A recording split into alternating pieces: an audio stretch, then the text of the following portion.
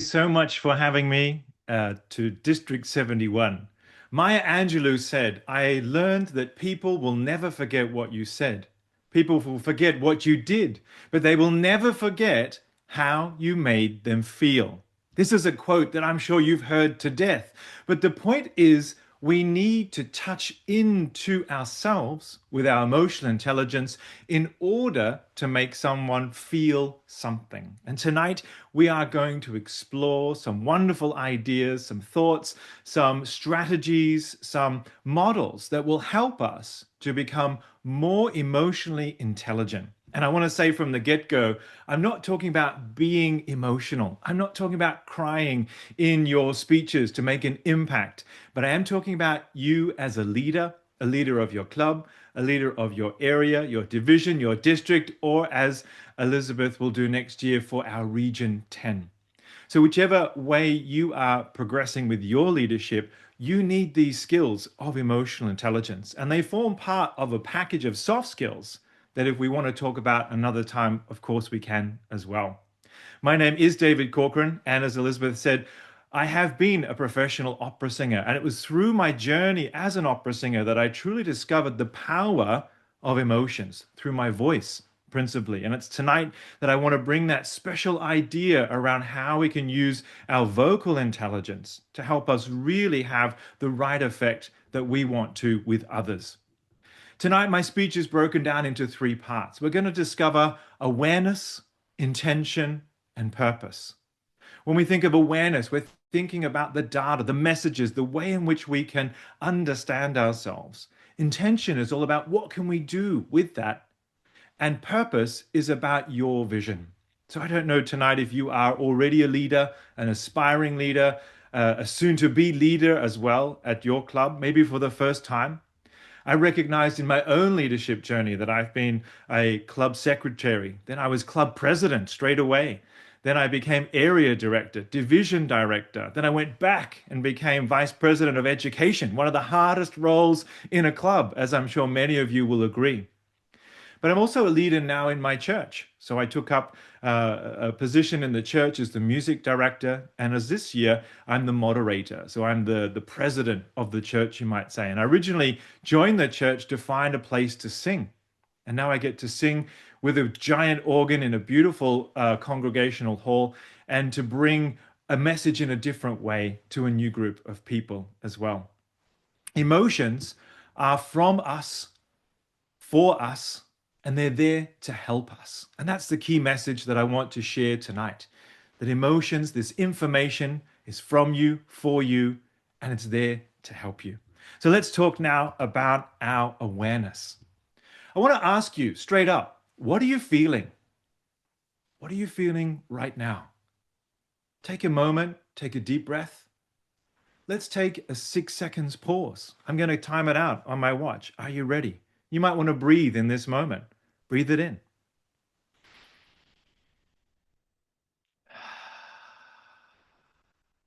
6 seconds, which that was, is not a long time, but it's enough time for you to consider what are you feeling. And this is how we can develop our awareness. Think of the last speech that you gave. How did you feel just before?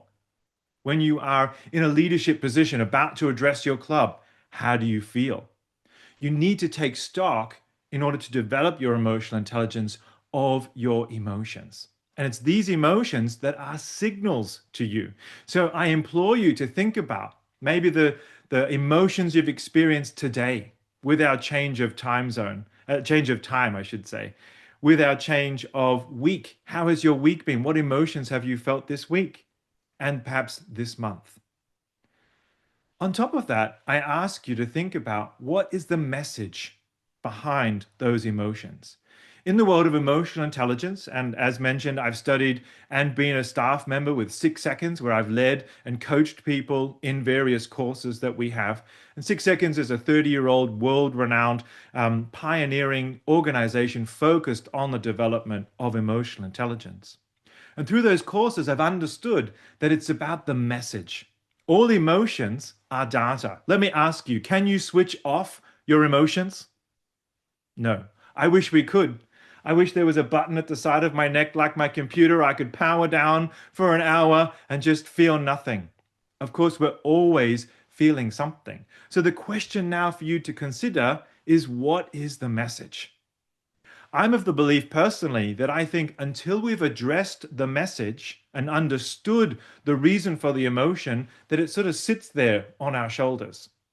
So therefore, we really need to think about, as leaders, what are we feeling? As people, what are we feeling? In all situations we go into. As Toastmasters, as speakers, and when I'm coaching people in their positions, and I did this with one of our recent international directors in some personal coaching, I said it's important that we understand what we want people to know, but it's twice as important that we understand what do we want people to feel. And I think this is the missing link. It's what do we want people to feel? And Jerry Wiseman, the famous US speech coach, said, what you feel as the speaker, your audience will feel involuntarily. So, in other words, we are a human Wi Fi. We both send and receive emotional signals. You know what it's like. You walk into a meeting, maybe your board meeting, your committee meeting. What's the atmosphere like? Now, if you are the club president, you get to set that agenda, in my belief. Leaders set the emotional tone. Therefore, we need to think about, what are we feeling? You've just rushed in from perhaps somewhere. You've been in Dublin, as Christina was mentioning before. You rush, rush, rush. You get to your meeting. You sit down. Right, I'm here. Good evening, everyone. Hi, I'm the club president. Let's get started. What feeling are we sharing with people? When you meet someone who's new in your club, again, how are you greeting them? How are you working to bring them into your situation? This is all about our awareness. Now, would you believe there are over or around 3,000 different words to describe emotions in English? Think about how many emotions you might have thought about before. I would hazard a guess it's probably around 5. Most of us think, oh, I'm happy, sad, mad, glad, and then maybe somewhere in between, I'm fine. Fine. Can I give you a couple of acronyms that I want you to think about? Fine. This was handed to me from a chap in the northern part of the UK, in Newcastle upon Tyne, I believe. He said, fine is feelings inside not expressed. Isn't that beautiful? Feelings inside not expressed. Where I live here in Vienna, I am an English coach, and with most people, they've been taught here in the English, in the Germanic learning system. When I ask, how are you? Good, thank you, I am fine. And it's very much a culture and a society of feelings inside not expressed. So we need to think about, what are we expressing? But we have to start with, what is that awareness for ourselves? If we send and receive signals, the last thing to share here is that emotions are contagious. They spread quicker than COVID. Therefore, as I said before, as leaders, we set the tone. And this, for me, is critically important. I'm going to show you a slide now that summarizes what I've just mentioned in these last minutes. And I really want you to start with the feeling as part of this model. What are you feeling? At any moment of the day, you can pause and say, what am I feeling? I actually say it out loud to myself. David, what are you feeling? I might be walking the dog full of rage. I might be coming back from a lesson with my students and a lecture, and I'm feeling relief. Or I'm on my way to my lecture, and I'm feeling that sense of inspiration. I'm sure you all know what it feels like when you've been at a great meeting, where your club meeting felt like TED Talk after TED Talk in 7 minutes. You were learning pearls of wisdom. You were absolutely engaged. You were sitting on the edge of your seat. This is that feeling of contagion. You also know when it's not quite right, when the meeting is a little bit clunky, when there is a similar dissatisfaction that arises as well.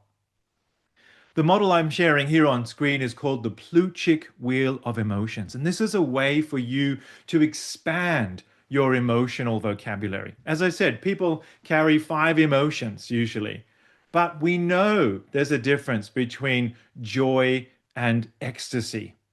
What you'll notice about this diagram is as you go closer to the center, the emotions become more intense. I often share with people when I'm coaching them one on one. What do you want people to know? What do you want people to feel?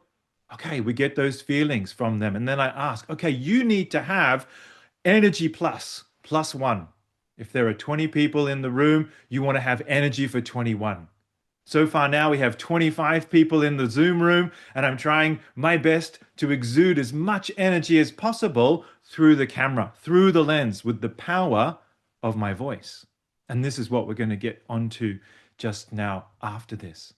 So when you recognize you as a leader of a Toastmasters club, area, division, or district, you have the responsibility to be aware of your emotions in order to send out perhaps the emotions that you want to bring to the meeting. But the question is, how can we do that? And that's where my next section comes in now, where I want us to think about our intention. So we've covered awareness. Now we're thinking about intention. The question here to write down is, what options do you have? So what am I feeling? And now what options do I have? As I said before, you set the tone. Now this means that you have options with your gestures, with your voice, with the power of your words. When I was club president, I would make sure that I would bring my operatic self. Good evening, my fellow Toastmasters and honored guests. It's wonderful to have you all here tonight. Rather than, welcome everyone, how are you? Let's get going. I was never a Toastmaster in Australia, by the way. It was the one thing I wanted to do, but it wasn't until I moved to Europe 11 years ago that I thought, what are my options? We moved here, and my wife is an opera singer as well. She's at the Wiener Staatsoper. And I recognized after we knew we could stay here that she had a community, she had options, she had an income. I had no friends, no options, and no income. It was in May, coming up now close to my 11th anniversary, that I said, I will join a Toastmasters club. And it was in that moment that I exercised my options. I understood that I wanted to create a community. I was craving that feeling. And I recognized that what I had learned as a singer, I could apply as a speaker. My option was to keep turning up. And eventually, as others of you have done, I became a distinguished Toastmaster after about 5 years. But I recognized that the power is in our voice, and it's through our emotional intelligence that we can exercise that power. So you as leaders, as we're leading with EQ, again, I want you to recognize that it's your voice that's critical. Something I learned from a Helden tenor in the opera was learn to hug, not hit with your sound. So in singing, that can sound very much like a ah rather than a ah kind of feeling. In our Toastmasters meetings, that's like hugging our audience. Good evening, everyone. I'll give you an advanced vocal tip. Choose words that have double vowels. Good. Good evening, everyone. I can make the double O as long as I'd like. And it's the length of our sound that helps us to sound like we are speaking like flowing chocolate. So it's this idea that it's a combination. We often hear about vocal variety, don't we, in Toastmasters? And we all think, great, yes, I need to say some things faster or slower. Yes, but you also need to say them higher or lower. So that sounds like when we want to hug, maybe we need a slow and a low moment. Good evening, my fellow Toastmasters and honored guests. And I'm adding pause for effect. Now I have to do this with my emotional intelligence, you see. Otherwise, we detect a fake. So when we're tapped into our emotions, I have to have the corresponding emotion to the corresponding vocal tone. This is what I mean by matching. So add to that your gesture. And what I've recognized with some of our leaders that I've coached and met and worked with or seen, and also with the community that I've worked with, is that when we add the power of a gesture, this is why the use of our hands not only builds trust, but it emphasizes our vocal tone. So if you want to advance your leadership, if you want to advance your speaking skills in your Toastmasters club, can you use those wonderful open hands? James was doing it before when he opened the meeting. And I would say, even in the online space, show your hands occasionally. It helps to build the trust. But what I've recognized is almost like a social scientific experiment here is that when people use more gesture, it influences their vocal tone positively. So if you want to enhance your speaking skills, use your hands, but pair your words with your gesture. This will help create that vocal tone. But start with the frame of your emotions. I was thinking about in my preparation for this particular speech as well to think about, okay, what else do we need as leaders? How can we lead with emotional intelligence? And I want to remind us about Toastmasters' core values, but put in the order of rise. We rise to leadership. We need respect. Now, respect comes through diversity and difference.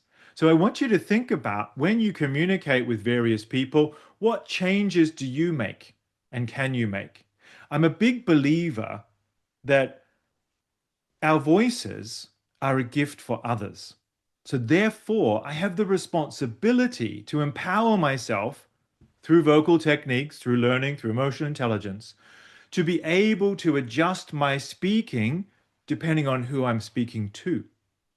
I had the great gift to meet our Governor General of Australia about 8 years ago. And we were told, this is the way you address that person. You must say this, you must say that. When I was invited to King Charles's 30th birthday, King Charles's birthday celebration here in Vienna, celebrating the 150th birthday of the residence for the English ambassador, again, I was given protocol to work through. And I adjusted my tone according to who I was meeting on that evening. I wasn't using my regular street kind of language and communication, nor using that kind of tone. I had a great tip once from a radio announcer I'd like to share with you who said, speak as if you are speaking to your grandmother on the phone. This is how he would use his radio skills. So speaking with that beautiful tone, selecting your words, and thinking about which gestures, again, that's going to help you to provide respect, diversity, and difference, to know who you're talking to and how you can get the best out of them. I'm sure someone in your Toastmasters journey has tapped you on the shoulder and said, I see something in you, and I'd like to tell you that you should go forward in this way or that. Be that person for someone else as a leader by recognizing what they need. Integrity is our next core value. And here I want you to remember to walk the talk. Leaders with emotional intelligence, of course, are tapped in to what they need. If we're asking something of someone else, we need to have walked that talk as well. I don't share anything with anybody that I haven't tried out myself, that I know that works for me and that could work for someone else. But as a leader, are you delivering on your promise to your club? Service. I'm a big believer in service. It's one of my own core values. And for me, it's about doing the little jobs. And I remembered when I was leading my club as club president, I made sure I had enough understanding of how to fit in and do the job of any of my committee members who weren't there that night. So I knew how to greet our new members. I knew how to set the room up like the sergeant at arms might do. And so I was very much able to jump in and support people in that way. I'm applying the same logic that I've learned as a Toastmaster now to my role as the moderator at the church, as I said before. And this means that people do come to me, but it means I can solve and help people by doing the little jobs. These are options that we have to also exercise our emotional intelligence because we have to work with our emotions. Lastly, excellence. Excellence is that fourth value. Create the atmosphere that you want. As a leader leading with EQ, we recognize that we rise by lifting others. This was a quote by Robert Ingersoll. We rise by lifting others. So, in other words, you need to use your tone, your gesture. You need to understand your emotions to create the atmosphere that is supportive, that may be hugging to your new club members, to your existing club members, to get the most out of those experiences. And I'm sure you'd agree that not every meeting will feel like a TED Talk or a high event, but we can make more of our meetings. And I'm proud to say that during my Toastmasters year, we had a membership close to 90. We actually had to shut off the club membership. It was so high because people kept coming. But that was from years of progressive leadership, where each year, each president, each committee set that tone, set that agenda, and we created a beautiful club atmosphere. Now we do that through our emotions. Again, let me share now a few thoughts on the slide here, just to summarize what I've talked about in this moment. It's also in the small moments. So if you're having a discussion with someone in your club and you're feeling something, you might name it. That could be an option. Listen, James, I'm feeling a little bit frustrated right now, I must share. But can we work together and maybe have a coffee about it another time and talk through it? Or, wow, I really want everyone to feel this tonight. And so you're going to feel inspired. What an inspiring meeting. Don't wait for the end. Set the tone at the start. These are options that we've got. Likewise, think about preparing your speeches. Again, what are you feeling? Right, I feel a mixture of emotions. What are my options? I can pace up and down. I did a little bit of singing before our meeting tonight. I put on 3 different jackets before arriving at this one. I put on my Toastmasters badge, and I do this as a preparation. I do this when I'm doing Region 10 live news as well, by the way. I put up my green screen slowly. I get my camera ready. I secure my position, my angle. I get myself ready. I put on the shoes that I wear when I'm doing my work at home. I bought myself a special pair of shoes for home office. Why? Because you should rehearse in your shoes. So the shoes that you have as a leader, you could wear. And I would advise, I haven't advised any world champions of public speaking, but maybe we have one in front of us in our midst for the future. I would say rehearse in your shoes. This worked for one of our international directors as well, who actually wrote me a card and he said, would you believe I did it in my shoes? And he was very pleased. So we can, again, lift others. And I liked this quote. This was something I saw. I can't remember if it's in your region or in a different region, but one of our global Toastmasters colleagues used this quote. We rise by lifting others. So how can you serve? How can you walk the talk with the respect of all members and at the same time bring about that sense of excellence? So I'd now like us to think about the third part of tonight, which is we've thought about awareness, we've thought about intention, and now it's about purpose. Purpose asks us to think, what do you really want? As a leader, what do you really want? As a Toastmaster, what do you really want? If you're leading your club, what do you want for your club? And when we think about this in the world of 6 seconds, this is about vision and it's about understanding your direction, having a North Star. When I joined Toastmasters 11 years ago, I thought being a distinguished Toastmaster sounds pretty good. And yeah, I share that with various groups of people, or it's something I'm very proud to share as a communication coach. It adds to my credibility, which of course is important. And at the same time, though, now I've often asked myself, why am I still a Toastmaster?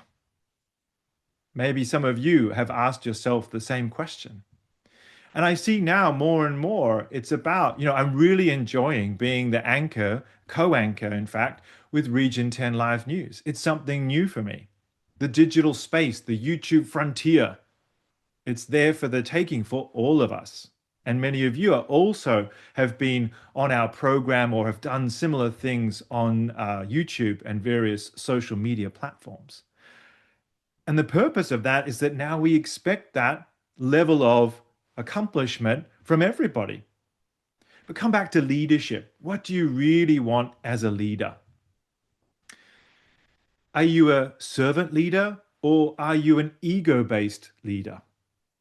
And there's a very different purpose, isn't there, when it comes to that? And I used to think when I first started, oh, yeah, no, it'd be good to be this, it'd be good to be that. I even thought at one point I met I met many of our international presidents. I met Aletta in Vienna when she was our region advisor. I've met Morag, I've met Pat Johnson, I've met Ted Corcoran. We share a similar name, of course. And what I've noticed about all of these leaders is that they are absolute servant leaders, service-based leaders. They serve their clubs. I think Morag, even while still as an international president, it was also club secretary, and she was involved in another club. Tremendous. But the point I make is that these people really exemplify the idea that we are here to serve, that we're here to lead a very large organization. And as many have said, if you can lead an organization or group like Toastmasters, you can do anything. And maybe this helps you to tie into your purpose. So coming back to emotions and emotional intelligence, our emotions are like a North Star. They can guide us into the direction that we want to go. If we feel anxiety about a particular situation, this tells us that this is important. We don't have to feel scared about this opportunity. We can feel that, okay, I'm going to give my best. And I think most of you will agree that after the first 10 seconds has passed, we shift into different emotions. So the trick is not so much to extinguish or suppress those emotions, but to work with our emotions. And so when we recognize this, what do you really want? And as part of the model that I'm going to share with you at the end, it's actually about empathy. And empathy goes well beyond just thinking about and being in the shoes of someone else. Empathy is really about how can I get the best out of this person? It's those moments when we do tap someone on the shoulder and say, hey, I see something in you. I want to help you. Would you like to do this? I see this for you. And it's often at the time we didn't see it in ourselves. It was Francesco Fedele who said to me, David, you need to be the division director in my new team. And I said, no, I don't. He said, yes, you do. For 3 years now, people have said, we want you to be the moderator of the church. And I said, I don't think I know enough. I don't read the Bible. I'm not up with the latest in Christian faith. They said, no, it's your turn. You'll do it. And I've done it. And what I've done, if I can use my Toastmaster skills and share an inside secret here, is that every week that I get up and I talk about the news, the cafe, the fellowship, or the various things happening in the church, I just try to have a small mini impromptu moment where I build that connection with my audience, where I can empathize with them and give them something to work with. I'm there for them, to serve them. I'm not there as the ego-driven moderator to dictate orders. So again, this comes back to what are our options? So when we know where we want to go and what kind of leader we want to be, we can serve our club in the best possible way because we recognize that it's about creating the club atmosphere.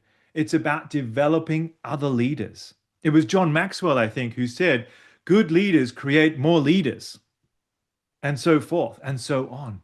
So think about your legacy, your lineage, your ability to do so. And I think already tonight, for instance, Elizabeth, you've been honored by James and you've brought something really special to this district, as I'm trying to do with my team project colleagues for our Region 10 Live News as well.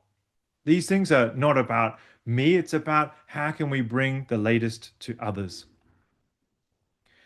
So I want you to think not so much about what is my North Star, but think about how are your emotions guiding you towards your purpose to help you to understand what you really want. And I took this picture from the website because I recognize and I want to share. I like this badge. I like this badge, and I'm wearing this one tonight, which is the colored version of that, because it doesn't tell you that I'm Triple Crown, that I'm DTM, that I'm, a district, whatever. Those are all wonderful acknowledgements and awards, and I've got a drawer full of badges and ribbons and things. But think about this badge. This is the simple version where leaders are made. And this is our call as Toastmasters, is to recognize that we as leaders are to create more leaders. And so, in doing so, we can use our emotions. So, use the Plutchik wheel to name your emotions, to think about how can I express those emotions. When you think about your options, what gestures can you use? What words can you use to inspire people? What moments can you create ultimate connection where you're focused empathetically on that person? What do they need to hear in order for them to grow as you rise and lift them?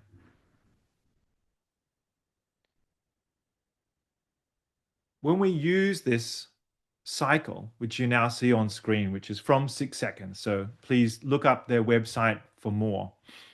It's about knowing ourselves, choosing ourselves, and giving ourselves a sense of purpose, a sense of being able to use our emotions in the best possible way.